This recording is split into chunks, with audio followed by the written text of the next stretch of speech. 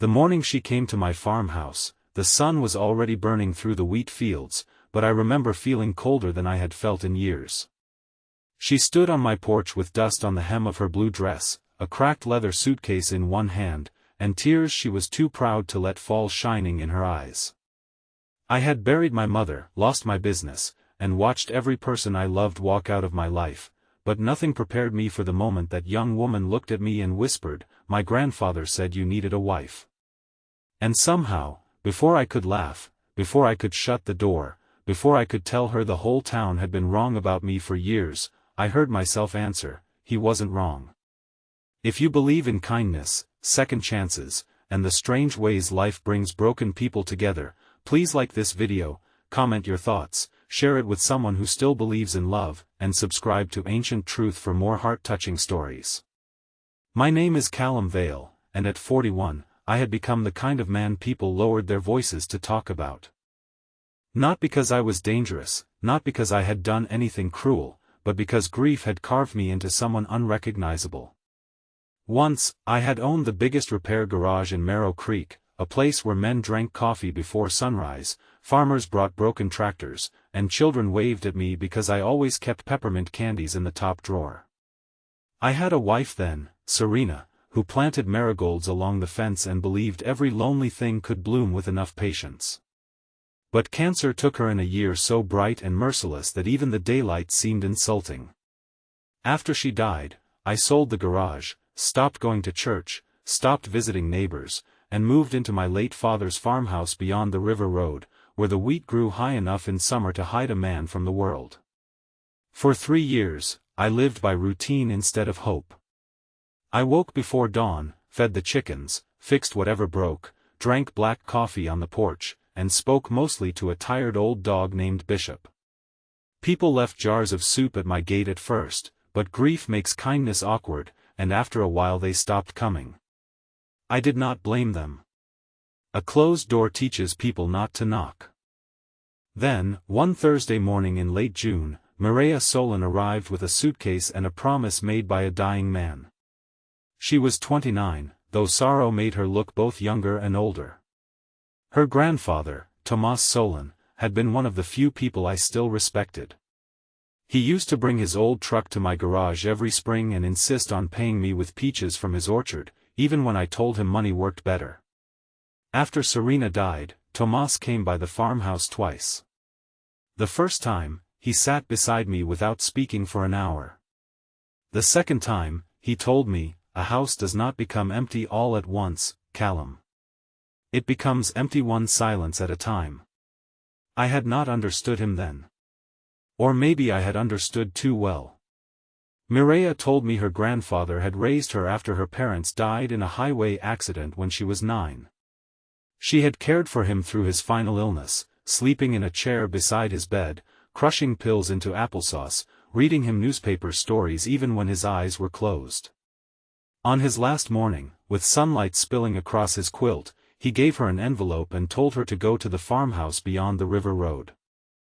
He said I was a good man who had forgotten it, and she was a good woman who had never been allowed to believe it. He said we might save each other, though neither of us would admit we needed saving. I should have sent her away. A decent man would have said grief was not a marriage proposal and loneliness was no foundation for a life. But I was not feeling decent that morning. I was exhausted. The farmhouse roof leaked, the garden was dead, Bishop was limping, and the kitchen still held one chipped mug Serena used to drink from, though I had not touched it in years. Mireya stood there with nowhere else to go because her grandfather's orchard had been sold to pay medical debts, and her relatives had already divided the furniture before the funeral flowers wilted. So I stepped aside and let her in. We were strangers under the same roof, and for the first week, we behaved like people trapped in a waiting room. She slept in the small room facing the eastern field. I slept downstairs on the worn sofa, though it ruined my back. She cooked quietly, cleaned without asking, and moved through the house with the careful gentleness of someone afraid to disturb ghosts. I resented her for knowing where the broom was, for opening curtains I had kept closed, for humming while she washed dishes. Most of all, I resented the way Bishop loved her immediately.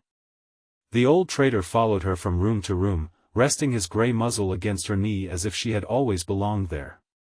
But Mireya was not fragile in the way I first imagined. She had soft eyes, yes, and a voice that rarely rose, but there was iron under her kindness. When the pump failed at noon one blazing day, I found her ankle-deep in mud beside the well, sleeves rolled up, trying to help me lift the rusted casing. When a storm tore loose part of the barn roof, she climbed the ladder before I could stop her, holding nails between her lips like she had been born repairing weather-beaten things. When I snapped at her for moving Serena's old gardening gloves from the windowsill, she did not cry. She simply placed them back, looked at me steadily, and said that grief deserved respect, but so did the living. That sentence stayed with me longer than I wanted it to. The town noticed her before I was ready for anyone to notice us. At the market, people stared. At the feed store, men smirked as if they had discovered a scandal. Widow Harrow, who knew every sorrow in Marrow Creek and sharpened it into gossip, asked Mireya whether she was my housekeeper or my charity case. I waited for Mireya to shrink. Instead, she lifted her chin and said she was neither. She said she was someone keeping a promise. I had not defended her, and shame followed me all the way home like a second shadow. That evening, I found her in the garden Serena once loved. Weeds had swallowed the beds, and the soil had hardened under years of neglect. Mireya was kneeling there in the golden light, pulling weeds with dirt under her fingernails and tears on her cheeks. She did not know I saw her. For the first time, I understood that she was not trying to replace my wife. She was trying to survive her own loss by bringing life back to something. The next morning, without a word, I brought her a shovel and began turning the soil beside her. Days became weeks, and the farmhouse changed by inches. Bread cooled on the counter. Curtains breathed in the wind. The porch steps were scrubbed clean. Marigold seeds appeared in the earth, planted in careful rows. Mireya laughed for the first time when Bishop chased a chicken and lost. It was a small laugh, startled and bright, but it moved through me like rain after drought. I began fixing things I had ignored for years. I repaired the screen door, patched the roof, painted the fence, and drove into town for supplies without pretending I hated every face I passed. Still, healing is not a straight road. One afternoon, I found Mireya holding Serena's old blue scarf, the one I had kept folded in a drawer. Something in me broke open badly. I accused her of snooping, of trying to erase what was not hers, of confusing pity with love. The words came out crueler than I meant them. Mireya went pale, folded the scarf with trembling hands, and told me she had only been putting away laundry. Then she packed her suitcase. I watched her walk down the porch steps in the hot daylight, and for one terrible moment, I let pride hold me still. Bishop whined at the screen door. The wheat bent in the wind. The house behind me seemed to inhale its old silence, ready to swallow me again. Then I remembered Tomas Solin's words about emptiness. I remembered Serena telling me, near the end, that love was not a grave to sit beside forever. It was a lantern, and lanterns were meant to be carried. I ran. I caught up to Mireya near the river road, breathless, ashamed, and more frightened than I had been since the doctor first said Serena's illness had spread. I told her I was sorry. I told her the truth, that I had been angry because she had made the house feel alive, and I did not know how to live without feeling guilty. I told her I missed my wife, but I also missed myself. Mireya listened with her suitcase at her feet and sunlight in her hair. Then she said she was not asking me to forget anyone. She was only asking not to be punished for staying. That was the day our marriage became real, though no preacher had blessed it and no crowd had witnessed it. It became real in the choosing. Not the grand, cinematic kind where music rises and everything is fixed, but the quiet kind where two wounded people decide to stop bleeding on each other. By late summer, the marigolds bloomed along the fence again. Their orange heads burned bright beneath the noon sun, and neighbors began stopping at the gate, not with gossip but with pies, tools, invitations, apologies.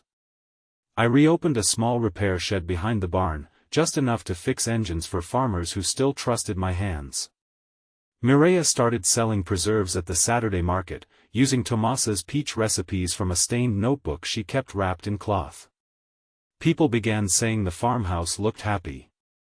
I did not know houses could look happy until I saw Mireya standing on the porch one afternoon, laughing as Bishop slept in a patch of sunlight and bees moved lazily through the flowers. Then came the letter. It arrived in September, addressed in Tomas Solin's shaky handwriting. Mireya found it tucked inside the back cover of his old recipe book. She waited until after supper to open it. We sat at the kitchen table while the evening light turned amber around us, and she read aloud with a voice that broke more than once. Tomas had written that love often comes disguised as responsibility, inconvenience, even fear. He wrote that Mireya had spent her life caring for others and needed someone who would care for her without making her beg.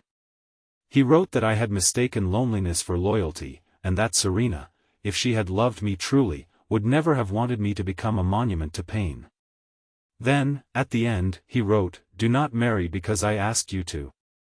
Stay married only if kindness grows there." Mireya folded the letter and looked at me.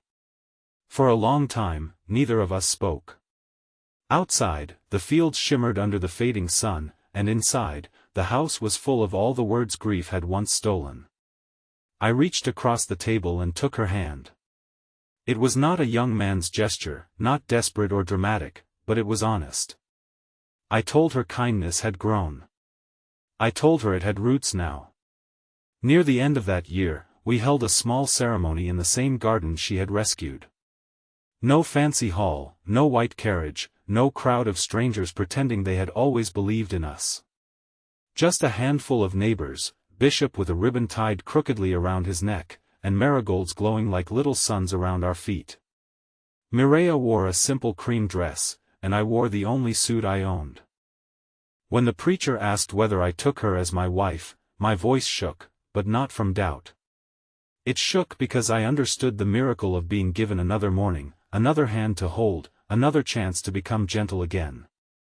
If this story touched your heart, please like the video, leave a comment, share it with someone who needs hope, and subscribe to Ancient Truth. Your support helps stories of kindness, healing, and second chances reach more people. And before the ending, please comment, "Kindness grows," if you believe broken hearts can bloom again. Years have passed since that morning on the porch, but I still remember every detail: the dust on Mireya's dress, the suitcase in her hand, the tremble in her whisper, and the strange courage it took for both of us not to turn away. People like to say love arrives like lightning, sudden and bright, but I know better now. Sometimes love arrives tired, carrying a suitcase. Sometimes it comes through the voice of an old grandfather who sees what two grieving souls cannot. Sometimes it begins with an impossible sentence and a wounded man brave enough to admit the truth. "My grandfather said you needed a wife," she whispered. And I said, he wasn't wrong. But what I know now is that I did not just need a wife. I needed mercy with human hands. I needed a reason to open the curtains. I needed someone to remind me that a heart can break and still make room. And Mireya, who came to me with nothing but grief, courage, and an old man's promise, became the living proof that even after the longest winter, the sun can rise over the fields again.